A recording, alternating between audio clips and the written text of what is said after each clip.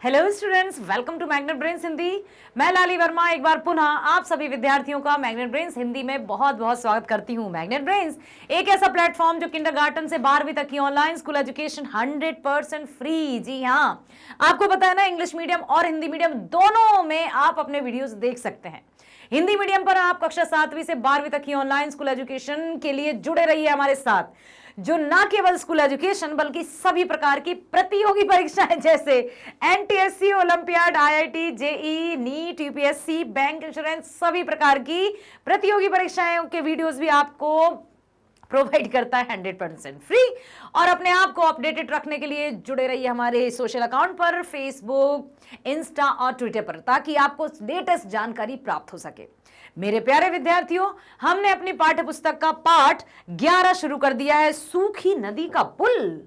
जी हां, सूखी नदी के माध्यम से लेखक रामधारी सिंह दिवाकर जी क्या कहना चाहते हैं, क्या कोई बताएगा? कि सूखी नदी पर पुल बनाने से क्या तात्पर्य है, अर्थात जो रिश्ते हैं उनके बीच में दरार लाने से क्या फायदा। चंद पैसों के लिए, चंद जमीन के लिए, चंद रुपए पैसे या भौतिक वस्तुओं के लिए क्या हम अपनों से ही मनमुटाव करके बैठ जाए? ये कौन सा न्याय हुआ? ये रुपया, पैसा, धन, दौलत, मोह, माया सब कुछ यहीं रह जानी है।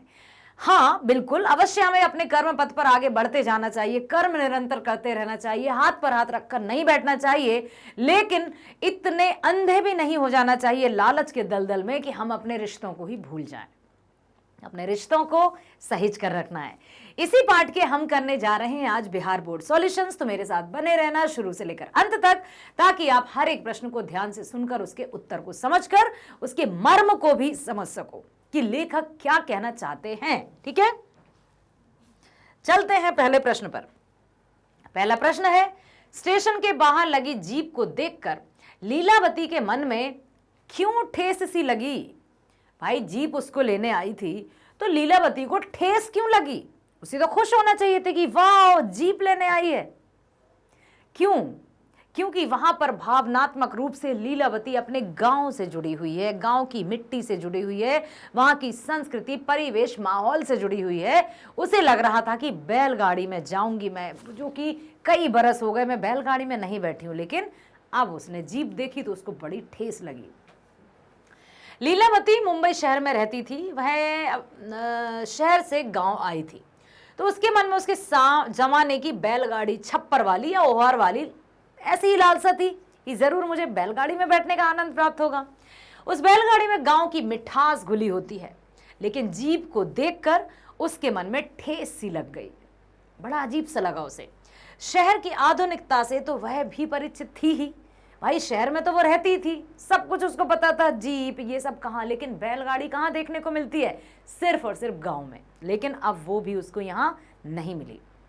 गांव की मिठास वह महसूस करना चाहती थी, लेकिन जीप होने के कारण बैलगाड़ी का स्निग्ध आनंद छूट रहा था। इस कारण उसके मन को ठेस सी लगी।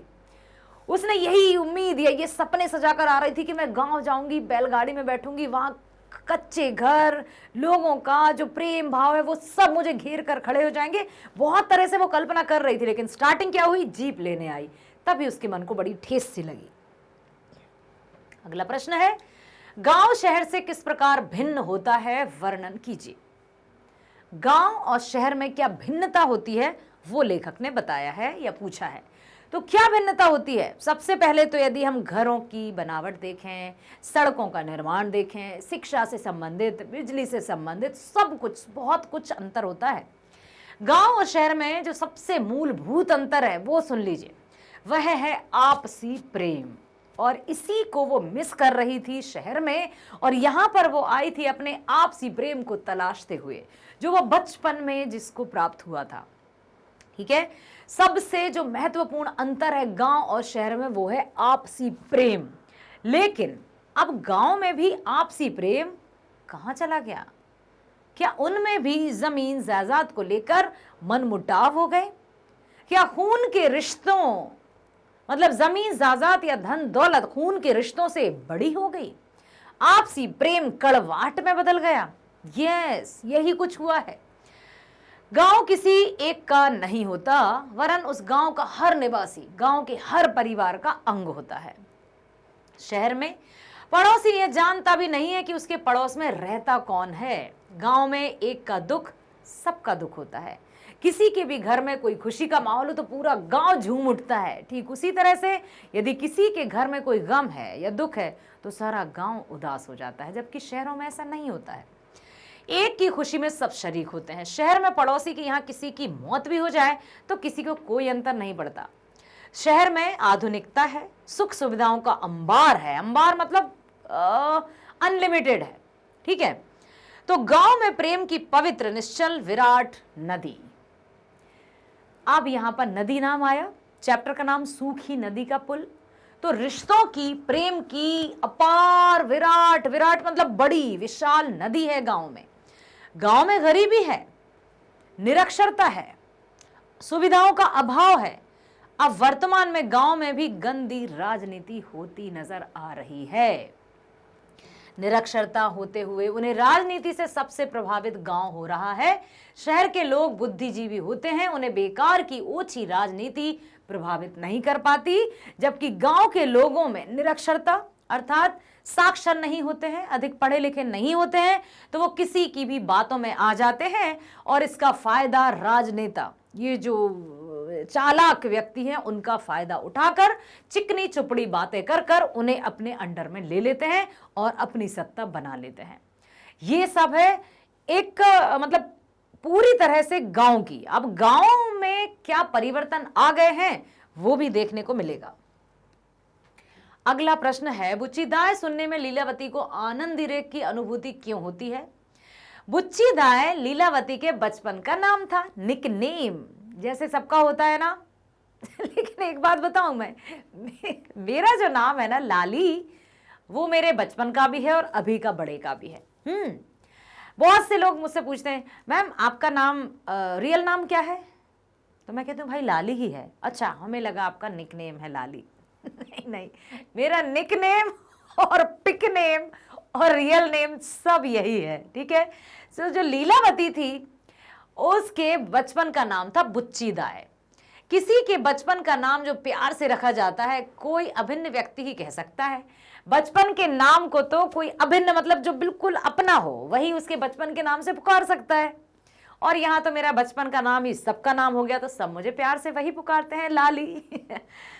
संबोधन लीलावती को भैया के प्यार की याद दिलाता है। बुच्ची दाय संबोधन मात्र से वह अपने बचपन के दिनों में चली जाती है, सिर्फ नाम के, ठीक है, सिर्फ नाम। जैसे हाँ, गुड़िया जरूर कहते थे कि गुड़िया इधर आओ, गुड़िया मेरे भाई, मेरे बड़े भाई, तो वो नाम वो आज भी ऐसा लगता है कि वो मेरा नाम हो। बाकी लाली तो है ही।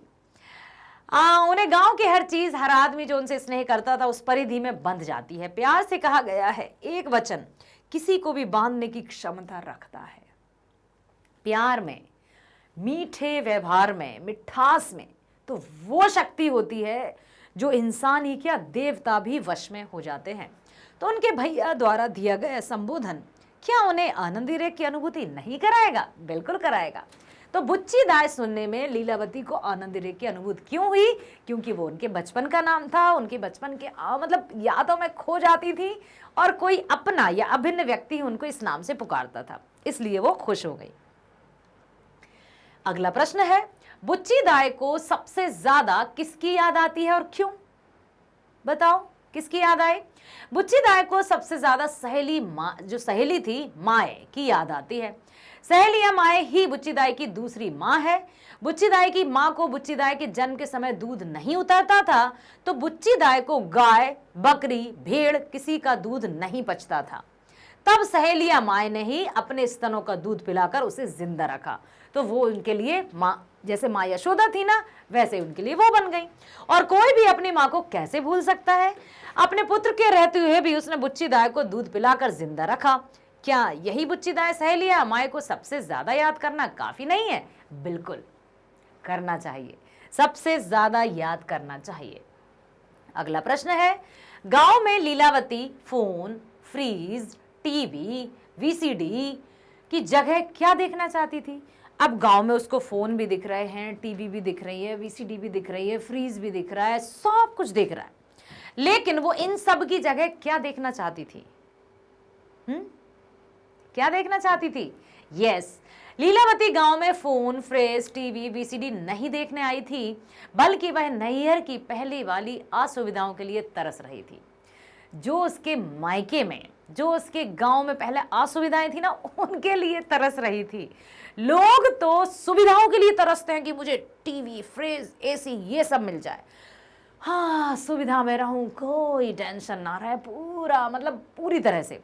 लेकिन जो लीलावती थी वो गांव की असुविधाओं के लिए तरस रही थी। गांव में ये होता है, गांव में ऐसा होता है, वो भी उसके दिल में बसी थी। इस भौतिक विलास की सामग्री तो उसके पास शहर में भी थी। वह गांव का जो स्वरूप होता वह देखने आई थी। सखी सहेलियां, नदी, पोखर, खेत, खलियान, टोले, पगडंडियां, नाथ बाबा का थान, राजा सलहेस का गहबर, बुढ़िया बाड़ी, बरहम बाबा मंदिर, ये सब देखना चाहती थी लीलावती। अब खेत खलियान आया, पोखर आया, नदी आया, खेत खलियान आया। मैंने आपसे एक दिन और प्रश्न किया था कि प्लीज मुझे बताइए कि आप लोग में से कौन कौन गांव में रहते हैं, और गांव में रहते हुए किसने बिल्कुल प्रत्यक्ष रूप से खेत देखे हैं, खलियान देखे हैं, और खेत और खलियान क्या होते हैं बता देना मुझे। मैं प्रश्न कर रही हूं, खलियान किसे कहते हैं? खेत में फसल, खलिहान में क्या होता है, नदी और पोखर क्या होती है, ये सब मुझे आप बताएंगे। तो ये सब वो देखना चाहती थी, लेकिन वहां पर तो उसके शहर के जैसा ही सारी भौतिक सुख सुविधाएं दिखाई दी। अब चलते हैं अगले प्रश्न की ओर। प्रस्तुत कहानी में प्रयुक्त उन तथ्यों को एकत्र करें जिससे ग्रामीण जीवन का चित्र उभरता है। जो भी कहानी है उसमें कौन कौन से ऐसे चित्र आए हैं या ऐसे शब्दावली का प्रयोग हुआ है जहां पर लगता है कि ये गांव का नजारा है, ये गांव का दृश्य है। कौन से शब्दों से, कौन से चित्रों से ये पता चला कि ये गांव का नजारा है? हाँ, नदी, पोखर, खेत, खलियान, पगडंडी, ये सब। आइए देखते हैं। गांव में लीलावती जो चीजें देखना चाहती थी उनमें सखी, सहेलियां, नदी, पोखर, खेत, खलियान, टोले, पगडंडियां, नाथ बाबा का थान, राजा सलहेस का गहबर, बुढ़िया बाड़ी, बरहम बाबा मंदिर इत्यादि जो शहर में नहीं मिलते। ढेर सारी कटीली जंगली झाड़ियां उगाई थीं। बगल के किसी पेड़ से पंडुकी पक्षी की आवाज आ रही थी, तू तुस, तू कहां, तू कहां। पोखर के मोहार पर खड़ी लीलावती हसरत भरी आंखों से पश्चिम की तरफ देखने लगी। 57 सदन के तीसरे पहर घर के पिछवाड़े कमल पोखर की तरफ निकल गई और यही सब वो देख रही थी। एकदम सुनसान। इन पंक्तियों में जो छवि दिखती है पूर्णतः ग्रामीण जीवन का चित्र है। शहरों में झाड़ियां, पोखर, पगडंडी इत्यादि नहीं होते हैं, और इस तरह पूरी कहानी ही ग्रामीण जीवन का प्रकटीकरण है, स्पष्टीकरण है, प्रस्तुतिकरण है। ये जो कहानी है, जैसे ही लीलावती अपने गांव में आती है, पूरा का पूरा ये जो कहानी है उसमें गांव का ही चित्रण देखने को मिला है।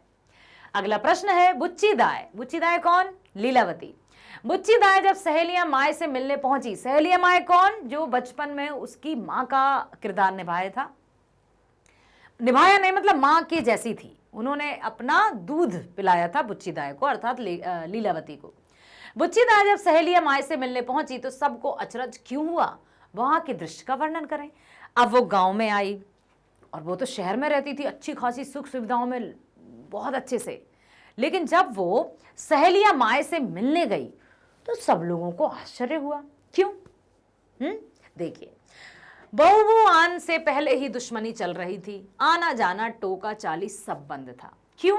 क्योंकि सहेलियां माए के बेटे ने बुच्ची दाई की जो जमीन उसको दी गई थी ना दहेज में, उसके नाम कर दी गई थी, तो सहेली माए का जो बेटा था उसने उस पर अपना कब्जा जमा लिया था, तो सब लोगों से बोलचाल बंद था। लेकिन लीलावती अर्थात बुच्ची दाई फिर भी अपनी सहेलियां माए से मिलने गई, क्योंकि उसे इन लोभ मोह माया से कोई लालच नहीं था। इसके बावजूद बुच्ची दाई अनहरिया रात में गिरती पड़ती सहेलियां माए के घर उनसे मिलने जाती है। इसी कारण लोगों को आश्चर्य होता है। लोग उमड़ पड़ते हैं लीलावती को देखने।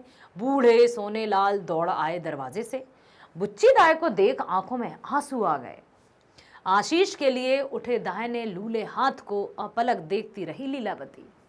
ओसारे पर बैठते हुए भर्राई आवाज में कहने लगे, सोनेलाल तुम आ गई बुच्ची दाई? क्योंकि बुढ़ापा आ गया था, जिंदगी का फल मिल गया। विश्वास नहीं हो रहा है कि अपने आंगन में बुच्ची दाई को देख रहा हूं, क्योंकि उनसे तो अब ऐसा लगा था जैसे कि बिल्कुल जीवन भर की शत्रुता हो गई है। लेकिन बुच्ची दाई वहां पहुंची। लगता है कोई सपना है, बोलते बोलते रोने लगे सोनेलाल। तभी दौड़ता दौड़ता कलेसर आ गया और एकदम से लीलावती के पैरों पर गिर गया। रोता रहा देर तक। विवाह के उल्लास भरे वातावरण में आंसुओं की यह गंगा जमुना की बाढ़, इस बाढ़ में कितना कुछ छुपा बहा कौन जाने। लीलावती के सामने दोनों हाथ जोड़े प्रायश्चित के दलदल से उबरने की कोशिश में बोलने लगा। कौन बोलने लगा? देखो, कलेसर, जो उनका बेटा था। भूल चूक माफ कर देना दीदी, अब ये हाथ किसी पर कभी नहीं उठेंगे। लीलावती कलेसर की पीठ थपथपाती रही। उस आंगन में कुछ देर के लिए सब कुछ ठहर सा गया। लगता था समय ही रुक गया है। लीलावती ने आपसी प्रेम संबंधों को, आत्मीयता को, रिश्ते नातों को सबसे ऊपर रखा। और यही एक मानवता की पहचान है। यही रिश्ते नातों की कसौटी पर खरा उतरता है। लोग क्या पता क्यों जान के दुश्मन हो जाते हैं कुछ चंद पैसों के लिए। ऐसा नहीं करना है। धन कमाना, यश कीर्ति कमाना अच्छी बात है, लेकिन धन यश कीर्ति में रिश्तों को खो ना देना, क्योंकि रिश्ते ही हमारे हैं और इसी से हमारी पहचान है। अगला प्रश्न है, लीलावती खवास टोली और बबुआन टोली को तबाह होने से किस प्रकार बचा पाती है? क्योंकि गांव में तो हिस्से हो गए थे, बट गया था गांव, इस टोली में उस टोली में, खवास टोली और बबुआन टोली। खवास टोली और बबुआन टोली के बीच झगड़ा का मूल कारण था बुच्ची दाई की 5 एकड़ जमीन, जिस पर कलेसर ने अपना हक जताया था। इसी लड़ाई को देखकर दोनों टोली बर्बाद हो रही थी।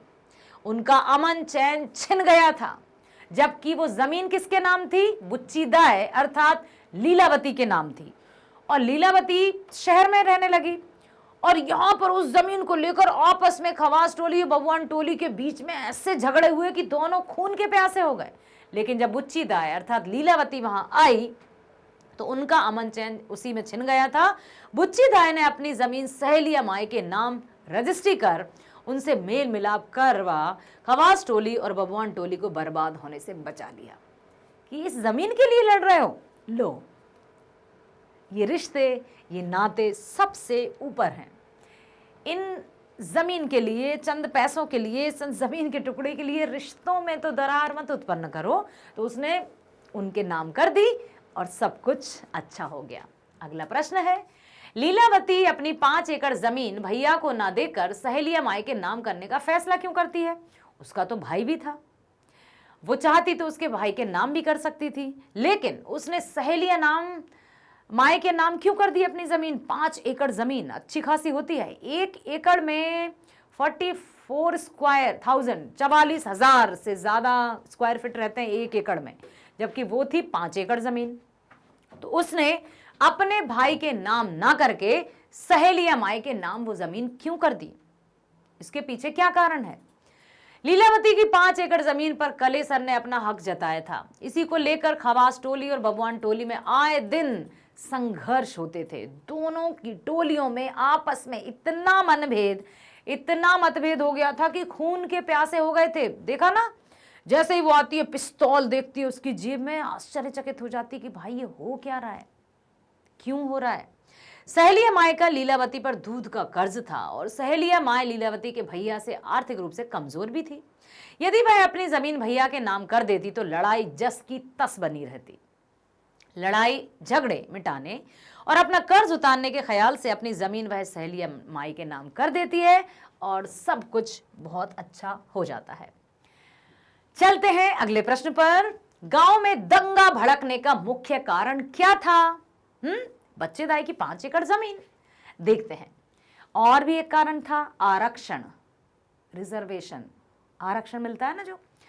गांव में दंगा भड़कने का मुख्य कारण है आरक्षण का लागू होना एवं लीलावती की जमीन। मतलब 2 ऐसे प्रमुख कारण थे जिनके कारण गांव 2 टोलियों में बट गया, और 2 टोलियों में बटकर भी शांति से नहीं रहो, ऐसे जान के या खून के प्यासे हो गए कि बस एक दूसरे को कब मारने के लिए आतुर हो जाएं, यही सोचते रहते थे।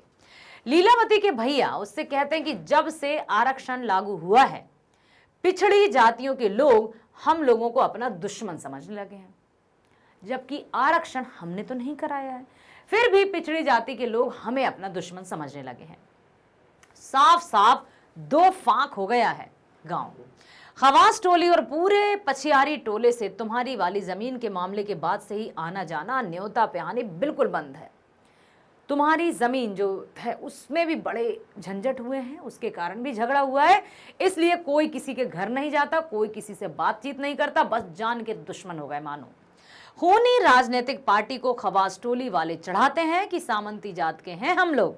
यही दंगा गड़कने के मुख्य कारण थे। मतलब जो राजनीतिक पार्टी है वो तो, यदि कोई 2 टोली में बट जाए ना, कहते ना, आपने वो गीत सुना होगा, हम आपस में लड़ बैठे तो देश को कौन संभालेगा, कोई बाहर वाला अपने घर से हमें निकालेगा, है ना। तो 2 मीठे बोल कहो भाई, आपस में लड़ो मत। यदि परिवार में आपस में फूट हो जाती है तो तीसरा व्यक्ति जरूर इसका फायदा उठाता है। यदि कोई भी 2 व्यक्तियों में आपस में झगड़ा हो जाता है तो तीसरा उनको और भड़काता है, आग में घी डालने का काम करता है। ऐसी मनुष्य की प्रवृत्ति है। और ऐसा देखो आप, हुआ भी यही कि जब गांव 2 टोली में या 2 फाकों में बट गया तो राजनीतिक दल ने बड़ी उसका फायदा उठाया, इसको भी भड़काते उसको भी भड़काते और फायदा उनका होता। अब आया है प्रश्न, भाव स्पष्ट कीजिए। तुम्हारी जो 5 एकड़ जमीन है वह तो समझो गिद्धों के लिए मांस का लोथ बनी हुई है। गिद्धों के लिए मांस का लोथ, अर्थात जहां कहीं भी पशु जानवर कोई मर जाते थे तो गिद्ध, पहले गिद्ध तो अब दिखाई भी नहीं देते हैं, है ना, ऐसे उमड़ आते थे पूरी तरह से, गिद्ध ही गिद्ध की किसको कितना मांस का लोथड़ा मिल जाए, लड़ाई झगड़े करते थे। ठीक उसी तरह से उसके भाई ने कहा बुच्ची दाई से, अर्थात लीलावती से, कि तुम्हारी जो जमीन है वो तो मानो एक मांस का टुकड़ा बन गई, सारे गिद्ध उसको पाने के लिए आपस में लड़ रहे हैं। अब इसका देखते हैं अर्थ। प्रस्तुत पंक्तियां रामधारी सिंह दिवाकर जी द्वारा रचित कहानी सूखी नदी का पुल से उद्धृत हैं। कहानी में खवास टोली और बबुआन टोली में इसी जमीन को लेकर संघर्ष है। याद रखिएगा कौन कौन सी टोली है, एक खवास टोली और एक बबुआन टोली। यह जमीन लीलावती की है जो उसके पिता ने कन्यादान के समय उसके नाम लिख दी थी। उस पर लीलावती की माता का बेटा कलेसर है। लीलावती की माता, समझ रहे हो, जिसने उनको दूध पिलाया था, उस पर अपना दावा ठोक दिया। इस कारण लीलावती के भैया और कलेस में खूब केस मुकदमा हाईकोर्ट तक चला, परंतु कलेसर केस हार गया। इसी समय आरक्षण का दौर आया जिसमें गांव 2 फाकों में बट गया और जिसके कारण ऐसा लगा मानो कि गांव में जातियों के अलग अलग संगठन हो गए हों, निजी सेनाएं हो गई हों, जमीन जायदाद को बचा पाना मुश्किल हो गया है। तुम्हारी वाली जो 5 एकड़ जमीन है वह तो समझो गिद्धों के लिए मांस का लोथड़ा बनी हुई है। लीलावती इस झगड़ों को मिटाने के लिए अपनी जमीन सहेलिया माए के नाम ही कर देती है और झगड़ा समाप्त। इतनी समझदारी का काम किया उन्होंने, सूखी नदी पर पुल बना दिया। या सूखी नदी का जो पुल था, मतलब जो 2 आपस में जो बटे हुए थे उनमें जाने का एक रास्ता बना दिया लीलावती ने। अपनी जमीन को सहेलिया माए के नाम पर, जो कि बिल्कुल आवागमन बंद था, व्यवहार सब कुछ बंद था, उसने अपनी जमीन कर दी अपनी सहेलिया माए के नाम, सारा झगड़ा खत्म। ठीक है, अगला प्रश्न।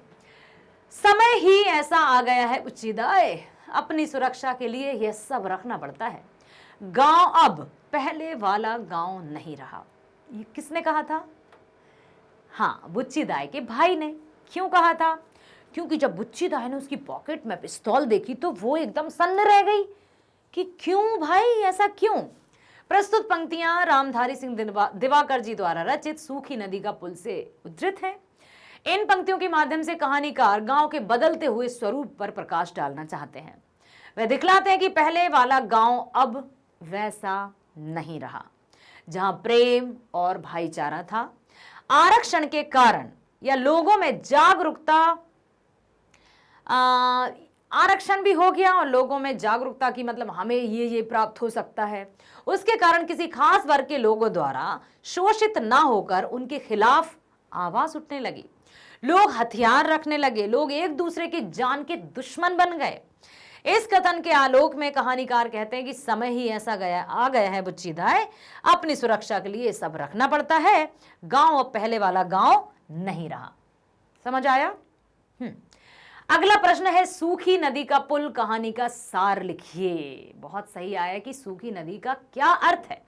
तो सूखी नदी का पुल रामधारी सिंह दिवाकर रचित आंचलिक कहानी है, ठीक है, जिसमें उत्तर बिहार के गांव के बदलते हुए स्वरूप पर प्रकाश डाला गया है। उत्तर बिहार के जो गांव का बदलता हुआ स्वरूप है ना, उस पर प्रकाश डाला है लेखक ने। लीलावती को इस कहानी की नायिका कह सकते हैं और कहानी उसी के इर्द गिर्द घूमती है।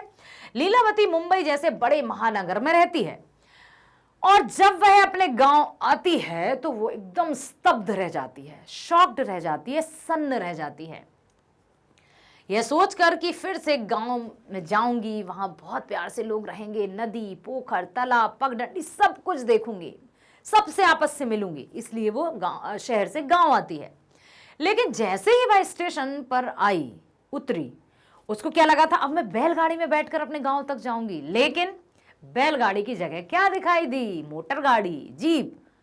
वो एकदम आश्चर्यचकित रह गई। तो बाहर बैलगाड़ी की जगह जीप देखकर वो आश्चर्यचकित होती है। उसके मन में ठेस लगी, मतलब उसको बड़ा दुख हुआ कि अरे वो कहाँ है जो मैं मिस कर रही थी, जिसको देखने में आई हूं, जो कमियों का मैं अनुभव लेने आई हूं, जो सुख सुविधाएं जो नहीं थी उनको मैं जीने आई हूं, वो कहाँ गया सब? ये जीप, ये मोटर गाड़ी, टीवी, एसी, फ्रिज, ये सब तो मुझे वहां भी मिलते हैं। मैं यहाँ गांव आई थी, पहले वाला गांव, लेकिन ये सब तो बदल सा गया। गांव के बदलते हुए स्वरूप को देखकर वह चौंक जाती है। अपनी खादी पहनने वाले भाई की जेब में पिस्तौल देखती है। पिस्तौल देखकर तो और भी खतरनाक, वो एकदम सन्न रह जाती है। लेकिन वो कहता है, बच्ची बुच्ची दाएं, सब रखना पड़ता है, पहले वाला गांव अब वैसा नहीं रहा। भाई कहता है, समय ही ऐसा आ गया है बुच्ची दाएं, अपनी सुरक्षा के लिए सब रखना पड़ता है। गांव पहले वाला गांव नहीं रहा। जब से आरक्षण लागू हुआ है, बैकवर्ड फॉरवर्ड की दुर्भावना बुरी तरह फैल गई है। गांव में जातियों के अलग अलग संगठन हो गए हैं। गांव दो फाकों में बट गया है। लीलावती यह सुनकर सन्न रह गई। गांव के वातावरण जो मेल जोल से जीवन यापन करता था, सभी एक दूसरे के भाई बहन जैसे थे, वे एक दूसरे के अब जान के दुश्मन बन गए। क्या हुआ ये?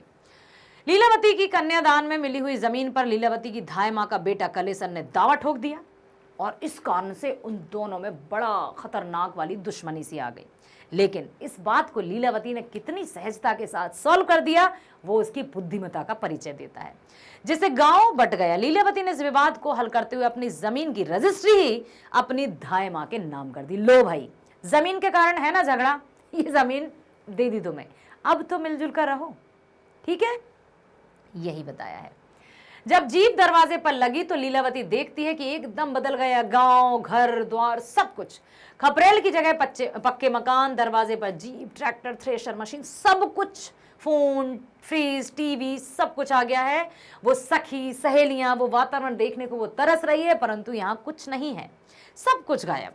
ऐसा लगा जैसे लीलावती ने अपना कर्ज, जब भी उसने अपनी जो जमीन थी उन जमीन को अपनी धाय माँ के नाम भी कर दिया। लीलावती ये सब नहीं देखने आई थी भाई, वो तो अपने पुराने अनुभवों को देखने आई थी। लेकिन यहाँ तो कुछ और ही मिला, क्योंकि वो तो देखने आई थी गांव का वातावरण।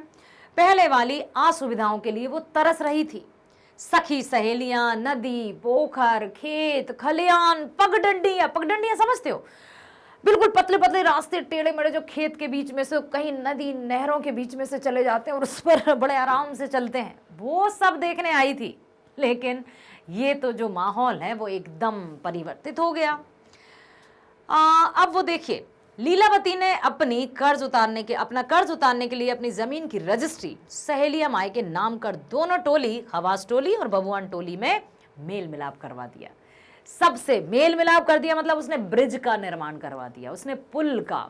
जो मन मुटाव थे, जो बिल्कुल रूखे सूखे मन हो गए थे ना, दो टोलियों में गांव बट गया था। किसके कारण? जमीन के कारण। तो उसने वो जमीन ही उनके नाम कर दी कि भाई अब तो ये सेतु बना दिया है, ये पुल बना दिया है, इस पर आवागमन कीजिए, आपस में मिलकर रहिए। ये बहुत ही, उसने जो मेन कैरेक्टर है लीलावती, उसने बहुत ही अच्छा काम किया। क्या शिक्षा मिली इससे? हमें यही शिक्षा मिली कि धन दौलत भौतिक वस्तुएं ये क्षणिक होती हैं, क्षण भंगुर होती हैं, इनका कोई अस्तित्व नहीं है।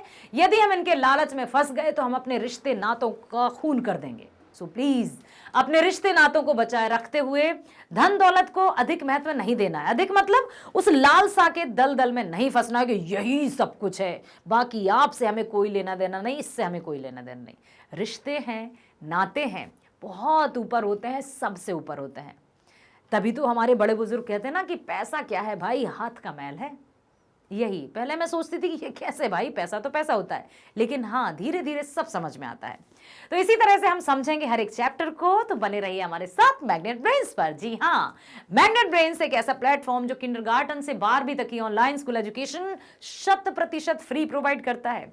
इंग्लिश मीडियम, हिंदी मीडियम दोनों में आप देख सकते हैं। साथ ही साथ आप देख सकते हैं प्रत्येक जो भी कॉम्पिटिटिव एग्जाम्स रहते हैं उनके वीडियोज भी 100% फ्री, जैसे NTSC, olympiad, IIT, JEE, NEET, UPSC, सब कुछ मिलेगा आपको 100% फ्री। तो फिकर नॉट, मैग्नेट ब्रेन्स है ना, बस पढ़िए, ध्यानपूर्वक वीडियोस देखिए, लाइक कीजिए, सब्सक्राइब कीजिए और अधिक से अधिक शेयर कीजिए ताकि आपका और हमारा साथ यूं ही बना रहे। मिलते हैं नेक्स्ट वीडियो में। स्वस्थ रहिए, खुश रहिए, bye bye, thank you so much.